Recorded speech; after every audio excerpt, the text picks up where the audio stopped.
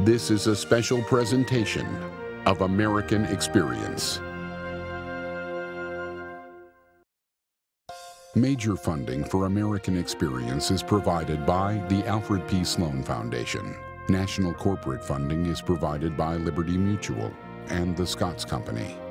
American Experience is also made possible by the Corporation for Public Broadcasting and by public television viewers. Funding for the re-release of Eyes on the Prize, made possible by the Ford Foundation and the Gilder Foundation.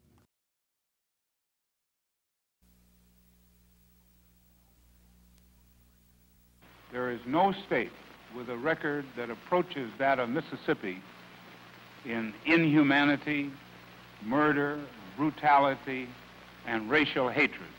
It is absolutely at the bottom of the list. In 1964, the state of Mississippi called it an invasion. Civil rights workers called it Freedom Summer.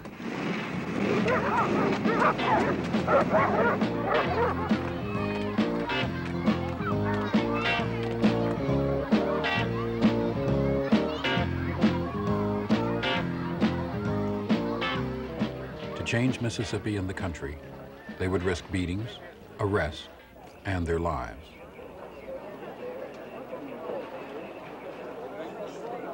Y'all know what my child was doing? He was trying for us all to make a better living. And he had two fellas from New York, had their own home and everything, didn't have nothing to worry. But they come here to help us. Did y'all know they come here to help us? They died for us. I know the one thing we did right was the day we started to fight. Keep your eyes on the prize. Hold on, hold on. Keep your eyes on the prize. Hold on.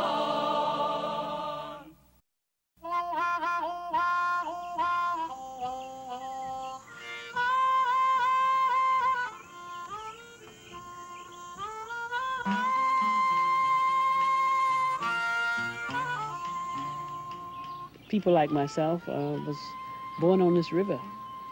I love the land. It's the Delta. And to me, it's now a challenge, it's history, it's everything of what black people is all about. We came up out of slavery. And this is where we acted it out, I suppose. All of the work, all of the hard work and all that. But we put in our blood, sweat, and tears, and we love the land. This is Mississippi.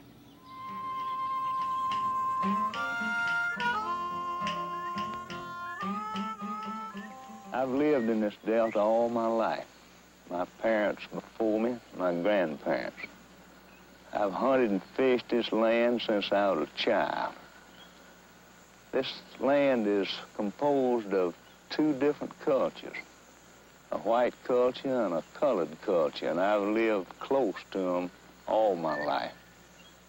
But I'm told now that we've mistreated them and that we must change, and these changes are coming faster than I expected, and I'm required to make decisions on a basis of a new way of thinking, and it's difficult. It's difficult for me, it's difficult for all Southerners. I was born in Mississippi, in the United States, and I'm the product of my heredity and education and the society in which I was raised. And I have a vested interest in that society, and I, along with 1 million other white Mississippians, will do everything in our power to protect that vested interest. It's just as simple as that. In 1954, the Citizens Council was established in the Delta, the northwest section of the state, where blacks outnumbered whites. The council's purpose, to preserve white political power by opposing integration. Council chapters soon spread across the state. Within 4 years, the Citizens Council was powerful enough that in the election of 1959, it threw its support openly and actively behind the candidacy of a damage suit lawyer named Ross Barnett, not one of the world's most successful politicians up to then, and saw him elected over a supposed moderate who was himself a segregationist, but with a quieter voice than Ross Barnett. And from 1959 until 1963, in the Barnett administration, the Citizens Council was the state, and the state effectively on matters racial was the Citizens Council. Bankers, politicians, and owners of businesses joined the Citizens Councils throughout the South. They punished people who supported integration or black voting rights by foreclosing mortgages, firing workers, or refusing loans to farmers. And they used their influence to push through laws that would ensure continued white domination. It's primarily a struggle for power. And I think we would be stupid indeed if we failed to see where the consequences of a supine surrender on our part would lead. At the center of Mississippi's struggle for power was the black vote. In some counties, blacks outnumbered whites 4-1. In 1962, in many counties, no blacks were registered.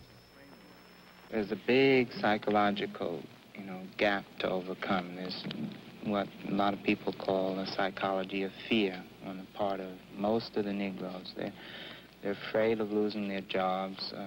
They've been brainwashed. They think that somehow all of this is the business of the white man, and it's not something that they're supposed to be doing. 26-year-old Bob Moses came to Mississippi at the request of Amzie Moore, an NAACP leader. Moses and other SNCC organizers opened offices throughout the state to recruit local Mississippians. I was asked would I join the SNCC, which was Student Nonviolent Coordinating Committee, and I said yes, and they said, well, what do I have to do? They said, just try to encourage people to go and try to register, go over to the courthouse.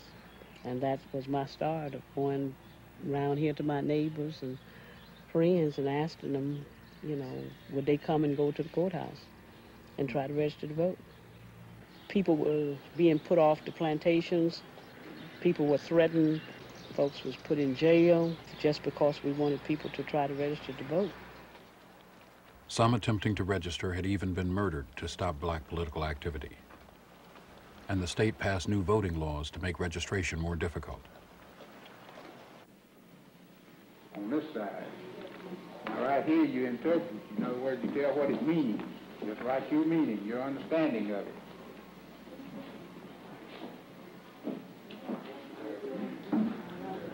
Registering to vote at that time meant that you filled out a 22-question questionnaire.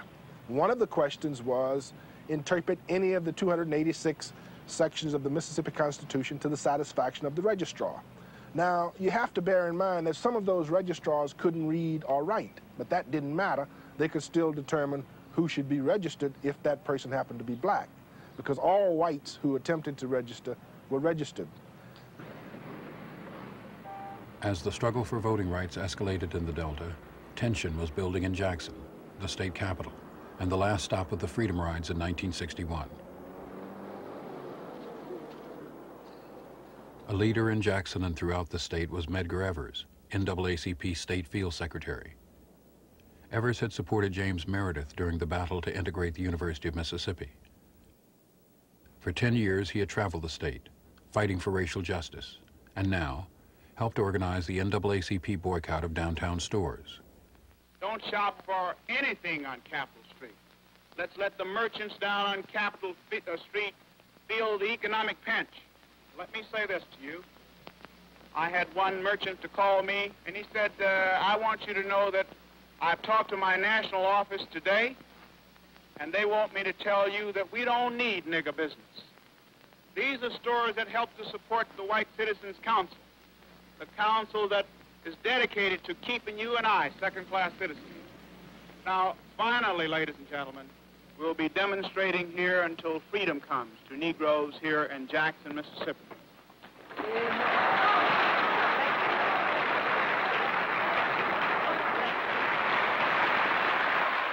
In June 1963, students in Jackson poured out of their schools to protest the beatings and arrest of demonstrators in downtown sit-ins.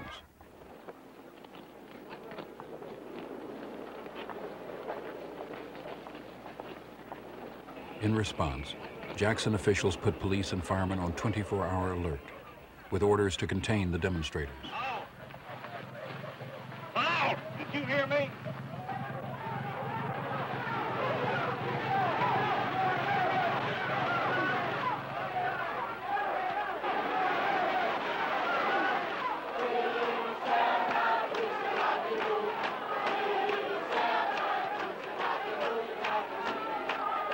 Hundreds were arrested.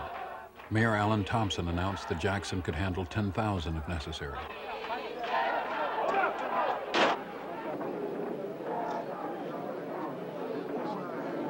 The attitude of Jackson city officials was another reminder that blacks in Mississippi would have no real power until they had the power to elect those who governed them.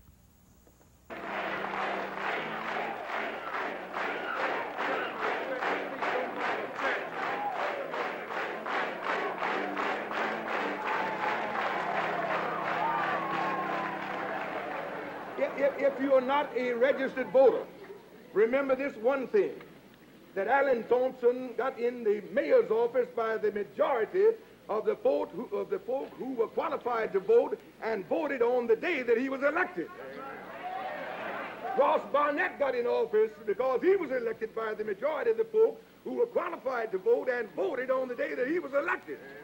And if you don't like this thing, let's get ready to change it.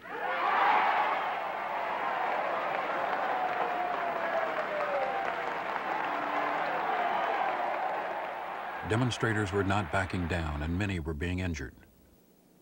For Medgar Evers, the situation grew more dangerous with every passing day. It was simply in the air. You knew that something was going to happen, and the logical person for it to happen to was Medgar.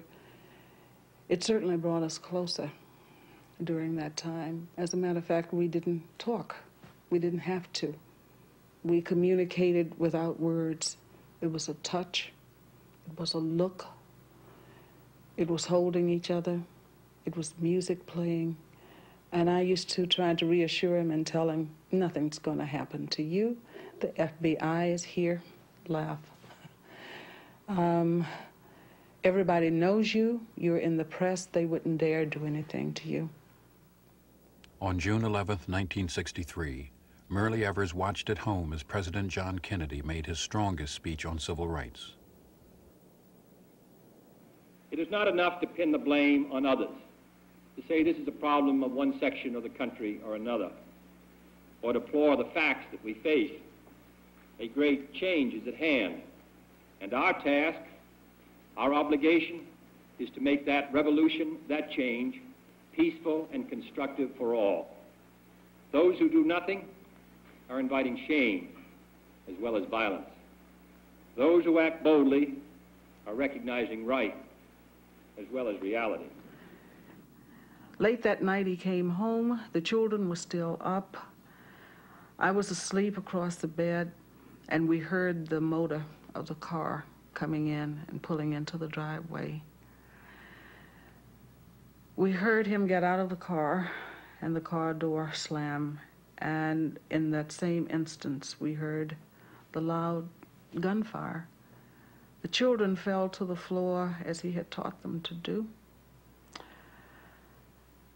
I made a run for the front door, turned on the light, and there he was. The force of the bullet had pushed him forward, as I understand. And the strong man that he was, he had his keys in his hand and had pulled his body around the rest of the way to the door. There he lay, and I screamed, and people came out. Our next door neighbor fired a gun, as he said, to try to frighten anyone away. And I knew then that that was it.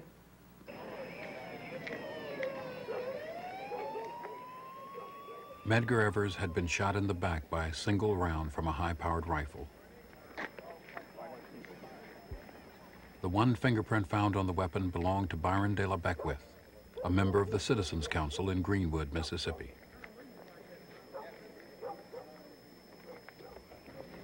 Medgar Evers, 37 years old, died 1 hour later.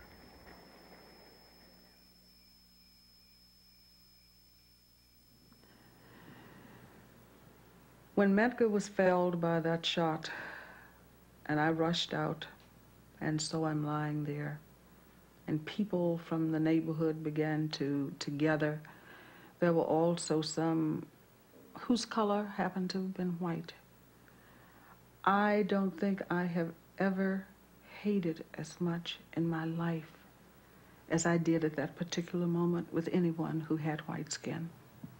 I screamed at the neighbors, and when the police finally got there, I told them that they had killed Medgar.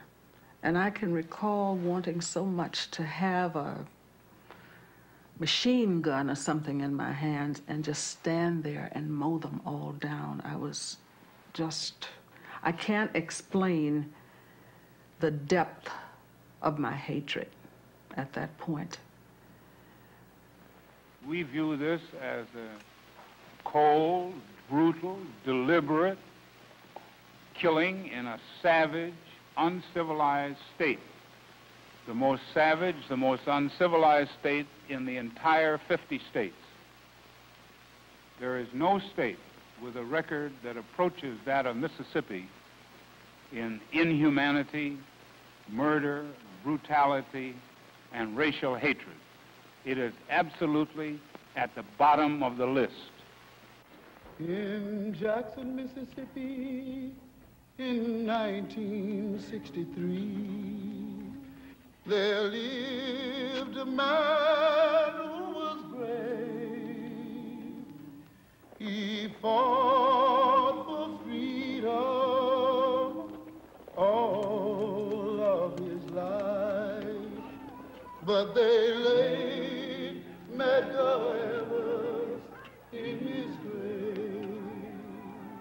On the day that Medgar was funeral, I mean, there was violence. I mean, there was no way to predict it. There was a different element of people who had never participated in the movement before.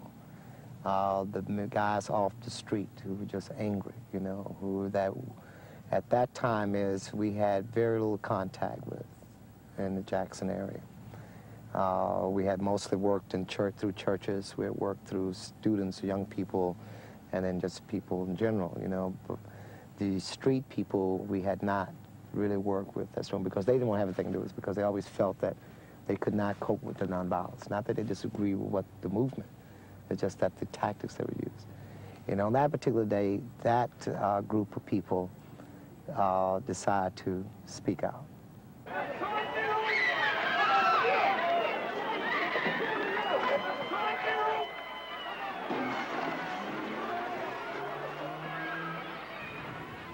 The police department and others came there.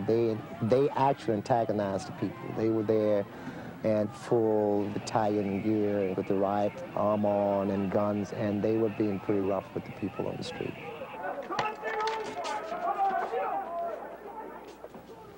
And the people just said, we're not going to take that. This is a funeral of our leader, and here they are, you know, harassing us, and the white folk killed him. Shots had already been fired when John Doerr, a Justice Department attorney, stepped between the crowds and the police.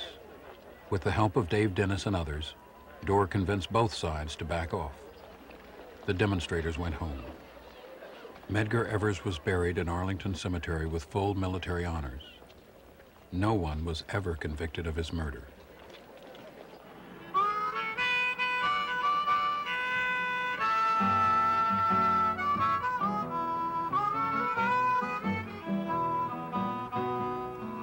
The assassination of Medgar Evers focused national attention on a state which seemed at war with half of its own citizens.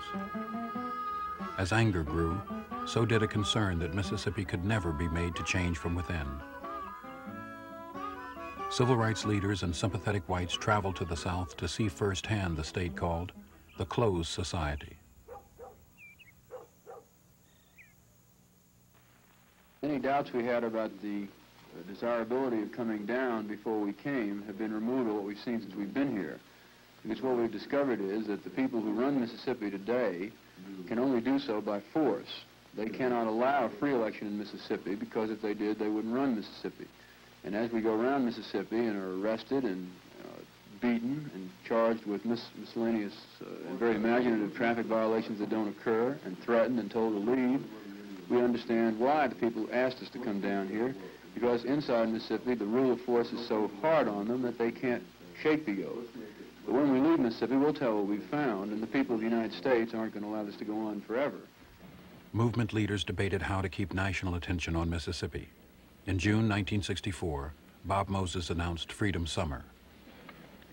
We hope to send into Mississippi this summer upwards of 1,000 teachers, ministers, lawyers, and students from all around the country who will engage in what we're calling freedom schools, community center programs, voter registration activity, research work, work in the white communities, and in general, a program designed to open up Mississippi to the country. Opening up Mississippi would not be easy. Local newspapers warned of a coming invasion. Governor Paul Johnson called for more highway patrolmen. The city of Jackson ordered an armored truck for riot control, all to resist college students from across the country who had volunteered to work in the state during the summer. Most of the students that and people we were bringing in for the summer project were from the large universities, and they were from families who were politicians, bankers, lawyers, and others. And we felt by the fact that bringing in those particular people, that the attention of their parents and relatives from the various different other parts of the country would be on these areas. And by having large numbers of whites in here, is the press, the American public would have much more concern than if there were just a bunch of blacks that were in the state.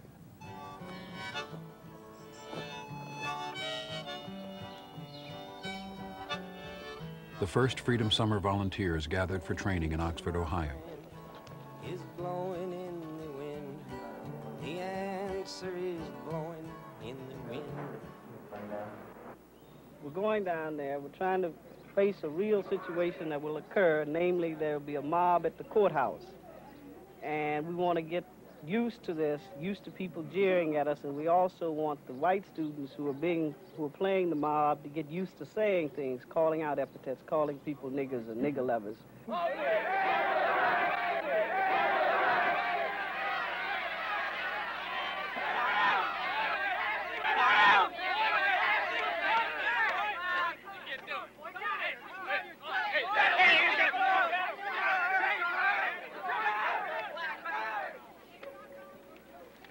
Okay, that was very good. See what happened? Okay. That was very good because you all got carried away, see? I mean, you were just supposed to yell and you started hitting us so you got off your frustrations, you know.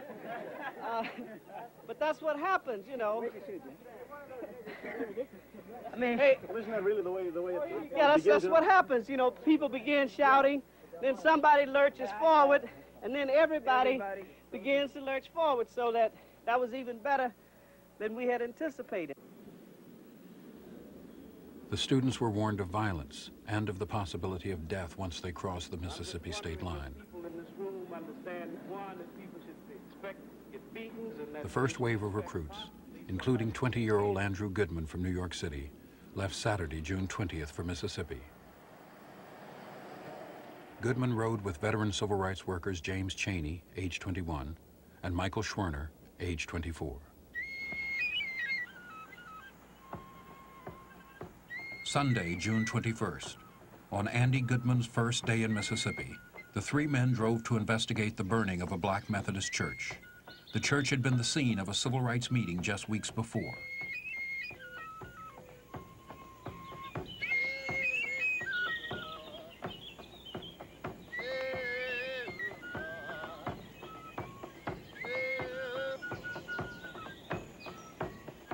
Around 3 o'clock that afternoon, their 1963 blue Ford station wagon was stopped by Deputy Sheriff Cecil Price outside the town of Philadelphia.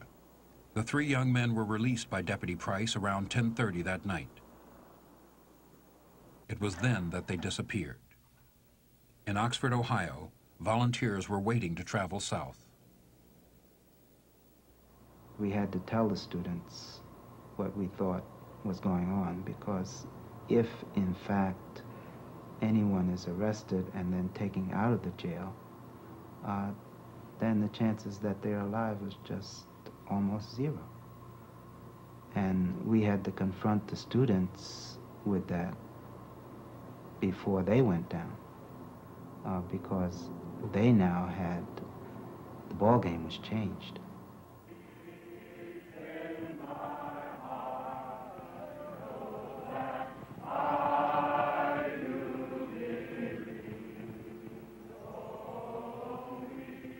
Within days, the disappearance was national news. A massive search was ordered by President Lyndon Johnson. 200 sailors from the Naval Air Station in Meridian moved into the Philadelphia area and were joined there by FBI agents. In Meridian, the wife of missing Mickey Schwerner, Rita Schwerner, flew from Oxford, where she'd been training many of the summer volunteers. She was greeted by James Farmer, head of CORE, the Congress of Racial Equality.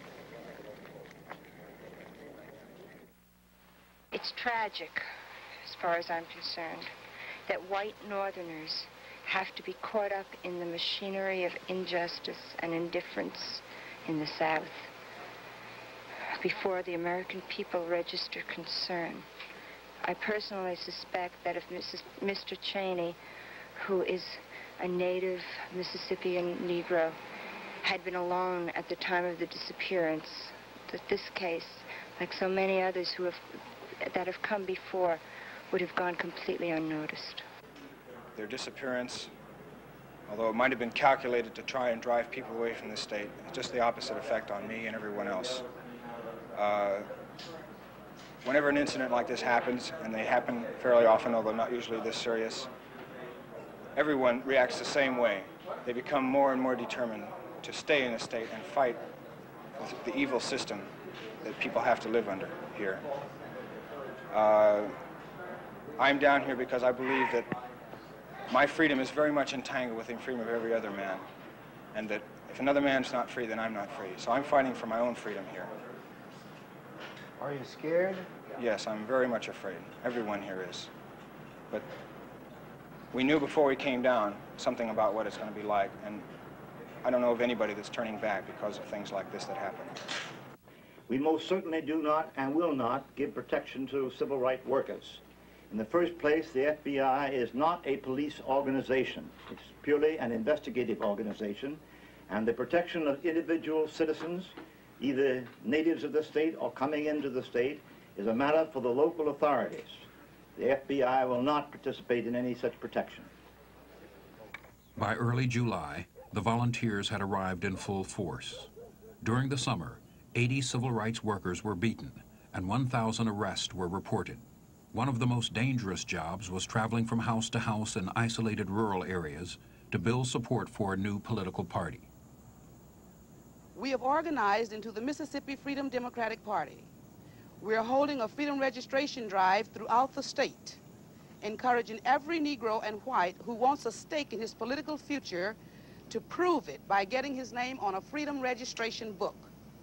We have scheduled precinct meetings and district caucuses, and on August 6th, here in Jackson, we will hold our state convention. At that time, we will elect a slate of delegates to the National Convention in Atlantic City. And when that convention meets, we will present ourselves for seating as the only democratically constituted body of Mississippi citizens worthy of taking part in that convention's business.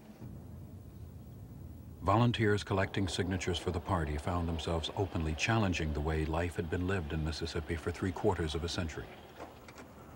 people would be sitting down and you would say hello and you'd shake their hands. Now that was an unusual thing for a white person to do to a black person in Mississippi at that time. Frequently people would respond by not looking us in the eye. At the end of every phrase there would be a ma'am or a sir, depending on who was there, and they would say yes to everything we said. We'd say, would you like to be involved in the voter registration project? Will you go down to vote? Yes, sir.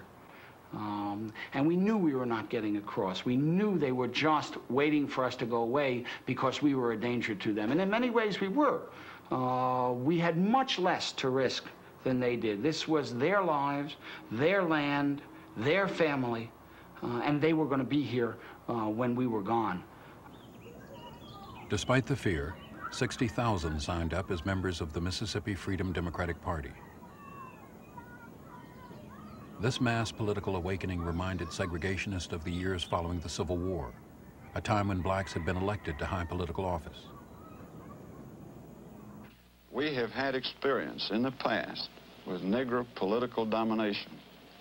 It was known as the Reconstruction. There are some who call this present attempt to build up political power through the mass registration of unqualified Negro voters the second Reconstruction. I don't want the Negro, as I have known him and contacted him during my lifetime, as a class to control the making of a law that controls me, to control the government under which I live. Would you feel better then if there were some legal means of keeping all Negroes off the rolls? I'd feel better, and I think this country would be better off if all Negroes were removed from it, because I think it is a potential source of racial strife. While the search for the missing civil rights workers continued, President Lyndon Johnson signed the Civil Rights Act of 1964. The new law increased the federal government's power to ban discrimination in public places, but did little to give Southern blacks the vote. In Mississippi, the civil rights groups pushed forward with the drive to sign up members for the new Freedom Democratic Party. Summer volunteers also supplied legal and medical services and set up a system of community centers and alternative schools, all part of Freedom Summer.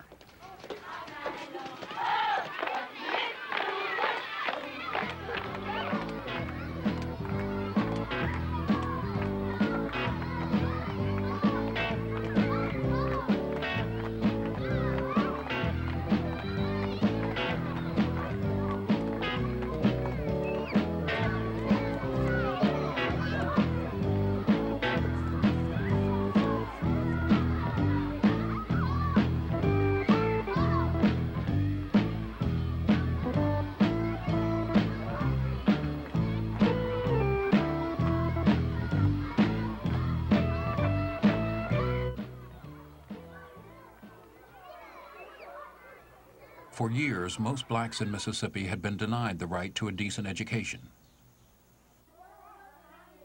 SNCC opened 41 freedom schools across the state.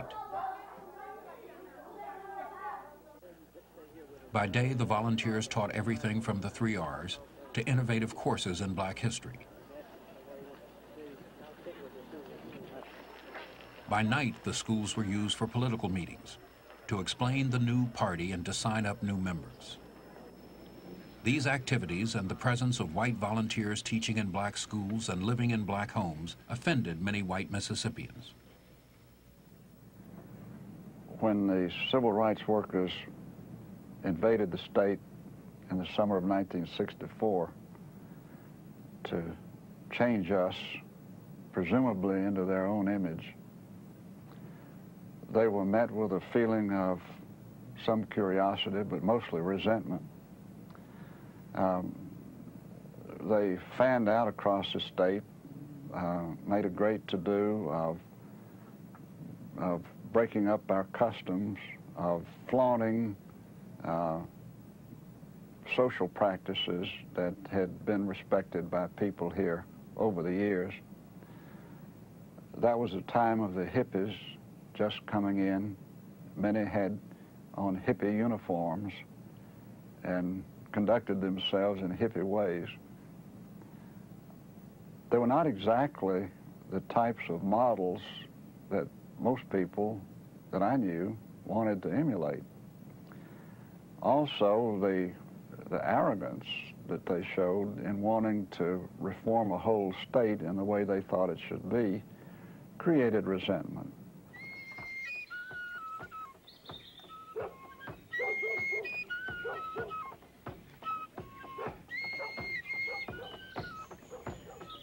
By late July, the three young men had been missing for 6 weeks. Many lost hope that they were still alive, but the goals for Freedom Summer were unchanged. Volunteers wanted to prove that black and white could live and work together.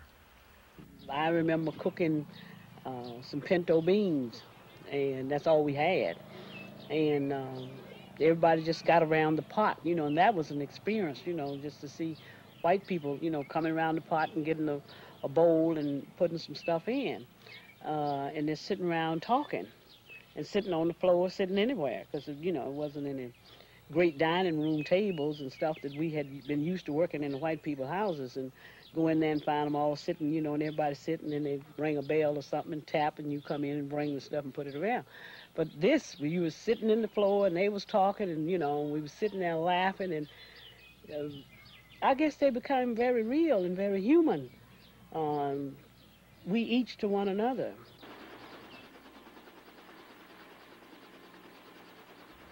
On August 4th, on a farm outside the town of Philadelphia, the bodies of Goodman, Cheney, and Schwerner were discovered buried together in an earthen dam. The autopsy reports indicated that the men had been killed by .38 caliber bullets.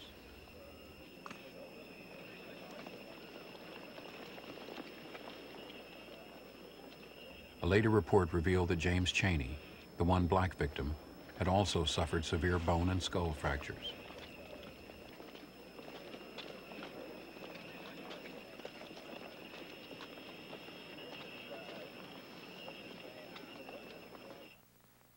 Throughout our history, countless Americans have died in the continuing struggle for equality. We shall continue to work for this goal, and we fervently hope that Americans so engaged will be aided and protected in this noble mission. For ourselves, we wish to express our pride in our son's commitment and that of his companions now dead, and that of his companions now alive, now in Mississippi, acting each hour to express those truths that are self-evident. August 7th, 1964, the funeral of James Cheney in Meridian, Mississippi.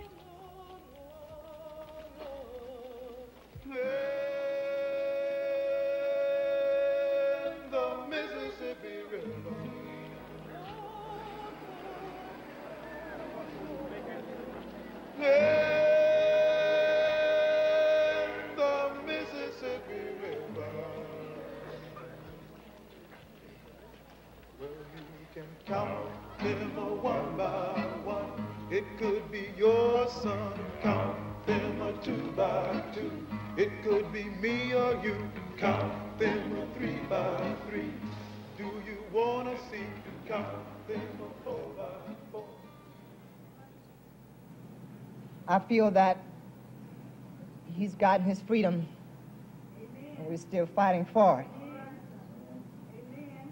But what I want to talk about right now, it's the living dead that we have right among our midst, not only in the state of Mississippi, but throughout the nation. Those are the people who don't care, those who do care but don't have the guts enough to stand up for it, and those people who are busy up in Washington and other places using my freedom and my life to play politics with. That includes the president on down to the governor of the state of Mississippi, you see. In my opinion, as I stand here, I not only blame the people who pulled the trigger, or did the beating, or dug the hole with the shovel. I bury the people, not bury, sorry. But I blame the people in Washington, D.C., and on down in the state of Mississippi for what happened just as much as I blame those who pulled the trigger. You see, I know what's going to happen. I feel it deep in my heart when they find the people who killed those guys in Neshoba County. You got to come back to the state of Mississippi and have a jury, all their cousins, their aunts, their uncles. And I know what they're going to say, not guilty, because no one saw them pull the trigger. I'm tired of that. See, and another thing that makes me even tired of though, that is the fact that we as people here in the state and the country are allowing this to continue to happen. Even us as black folk. So I look at the young kids here, that's something else that I grieve about. The little Ben Cheney here, and the other ones like him around in this audience. When he wants someone to babysit for him, he gets my black mama to hold that baby. And as long as he can do that, he can sit down beside me, he can watch me go out there and register to vote, and he can watch me take some type of public office in his state, and he can sit down as I rule over him just as he's ruled over me for years, you see. This is our country too. We didn't ask to come here when they brought us over here. I have been approached by the people of my national office of CORE and others to make sure that the speech that's given is calm. They don't want a lot of, things stirred up and everything else like that. And I'd agreed to do that. And I said, okay, fine, it's good. But then when I got up there and I looked out there and I saw little Ben Cheney, things just sort of snapped. And I was in a fantasy world to be sitting up here talking about things going to get better and we should do it in an easy manner and remember nonviolence and stuff like that. It's because this country, you cannot make a man change by speaking a foreign language. You have to understand what you're talking about. This country operated then and still operates on violence. I mean, if you said eye for an eye, tooth for a tooth, that's what we respect. The parents of Cheney and Schwerner wanted their sons buried side by side in Meridian. But Mississippi law enforced segregation even in death. James Cheney, age 21, was buried alone in a segregated cemetery. Sorrow and sadness that we are all one family. The state never brought anyone to trial for the murder of the 3 young men. But in federal court, Deputy Cecil Price and 6 others were found guilty of civil rights violations in connection with the killings and received sentences ranging from 3 to 10 years. As Freedom Summer moved towards August, the state's Democratic Party met to select delegates to the National Convention. As usual, blacks were not allowed to participate, but this would be no ordinary election year. 2 weeks later, the Mississippi Freedom Democratic Party chose its own delegates to challenge the right of the all-white regulars to represent the state. The MFDP emphasized that it was open to all citizens. The Mississippi Freedom Democratic Party is only beginning, and it is beginning on the basis that it believes that a political party should be open to all the people who wish to subscribe to its principles. That means it's open to even the son of the planter on whose plantation you work, if that son has reached the point that he's willing to subscribe to your principles.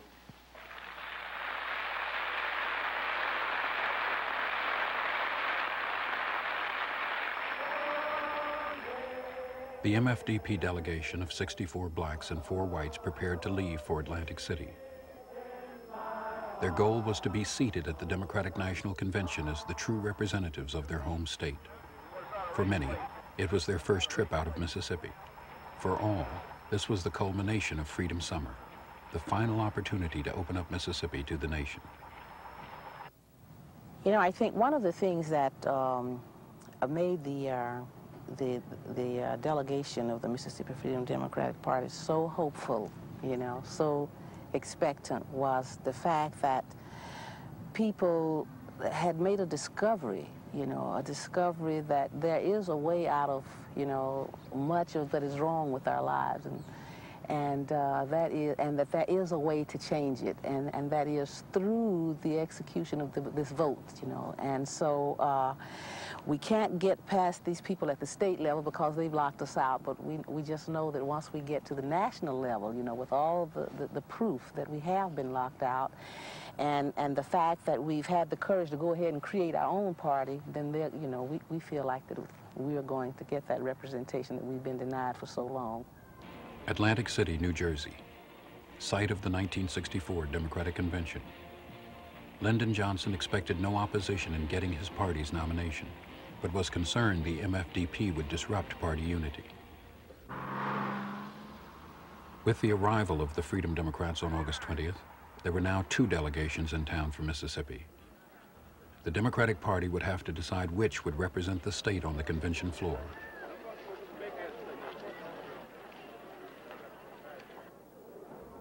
That decision would be made by the Credentials Committee. On Saturday, August 22nd, America watched this nationally televised hearing. It is the very terror that these people are living through that is the reason that Negroes aren't voting, that they're kept out of the Democratic Party by the terror of the regular party. And what I want the Credentials Committee to hear is the terror which the regular party uses on the people of Mississippi, which is what Reverend King was explaining, which is what Aaron Henry was explaining, and which is what the next witness will explain, Mrs. Fannie Lou Hamer.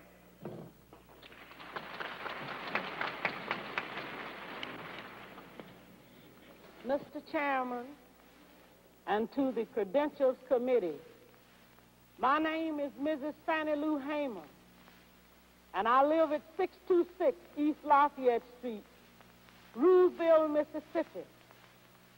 Sunflower County, the home of Senator James O. Eastland and Senator Stennis. If the Freedom Democratic Party is not seated now, I question America. Is this America, the land of the free and the home of the brave, where we have to sleep with our telephones off of the hook because our lives be threatened daily, because we want to live as decent human beings in America? We will return to this scene in Atlantic City, but now we switch to the White House and NBC's Robert Goralski. Lyndon Johnson cut off coverage of MFDP testimony by making a last-minute request for network airtime. We had an hour before the Credentials Committee.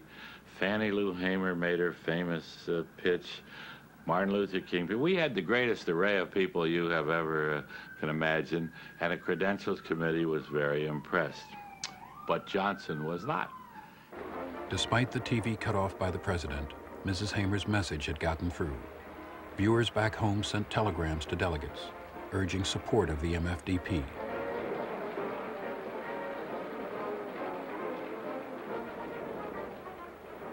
But President Johnson was afraid Southerners would desert the party if the MFDP were seated.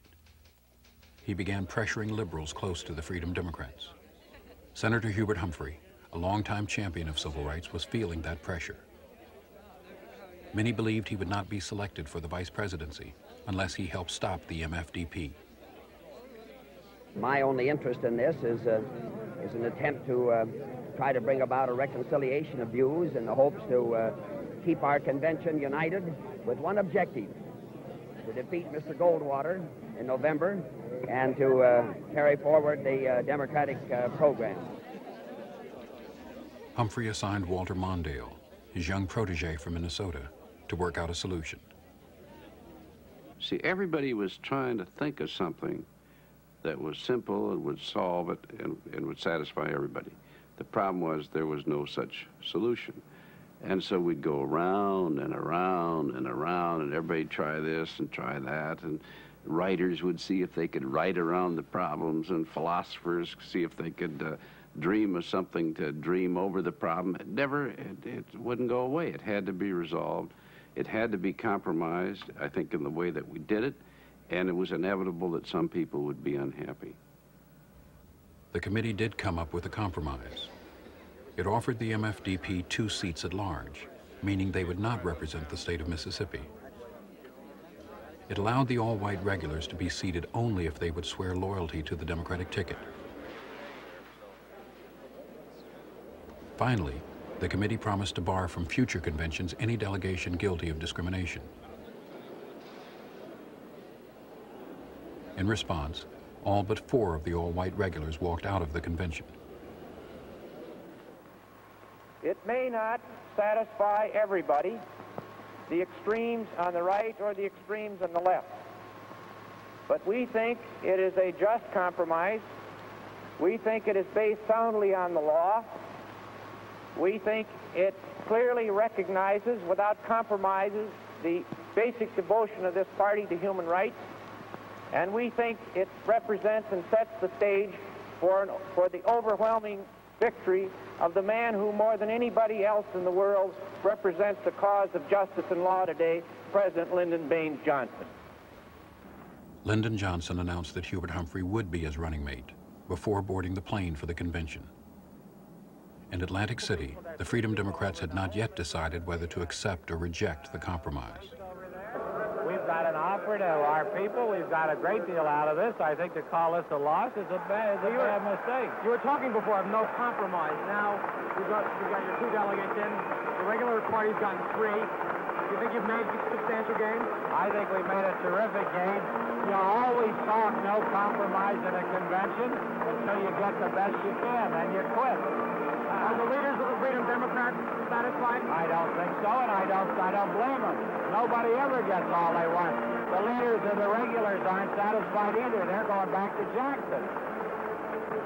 Let my people go. Political allies and national civil rights leaders urged the MFDP to accept the compromise, but the Freedom Democrats voted overwhelmingly to turn it down. In the words of Fannie Lou Hamer, "We didn't come all this way for no 2 seats when all of us is tired."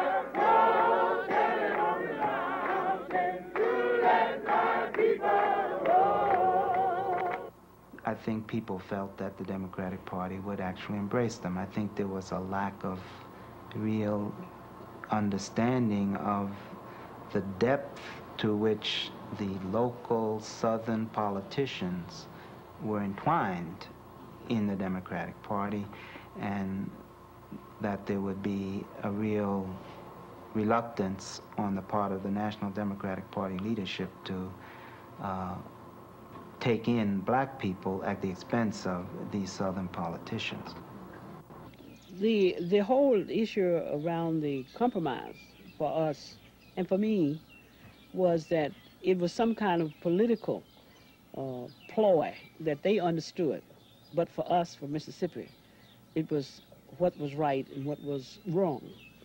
It was, we had been done wrong. Our rights had been taken away. And you just couldn't issue some 2 seats at large to correct that.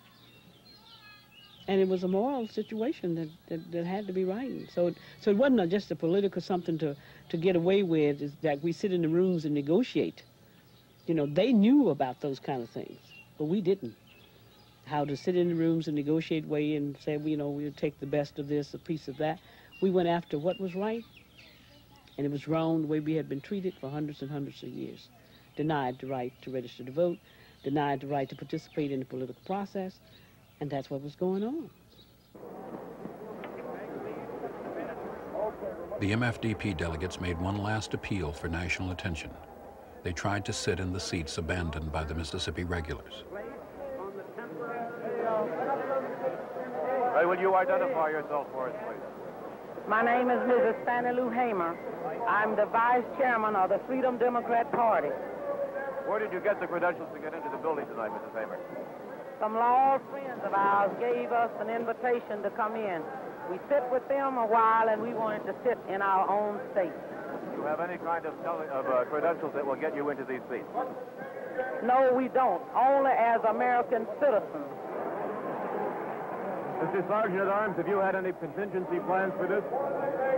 None at all. I just stand here peacefully, trying to keep this aisle clear. Mississippi, when they are before the eyes of the world, they are peaceful and loving. And when they get back to Mississippi, it's, nigger, you can't come in here. Nigger, you can't come in there. Nigger, you get out. And here we are in the eyes of the world, seeing the same thing that happens down, way down in the deep South, Mississippi. The MFDP was never seated at the 1964 convention, but their protest opened up the Democratic Party and changed national politics. For some, Atlantic City ended in disillusionment. They had lost faith in America's leaders, but they had come to know their own power. The country refuses to demand that Mississippi give Negroes their rights, their privileges. We didn't ask to be elected to anything. We didn't ask for any patronage. All we asked for is to let us sit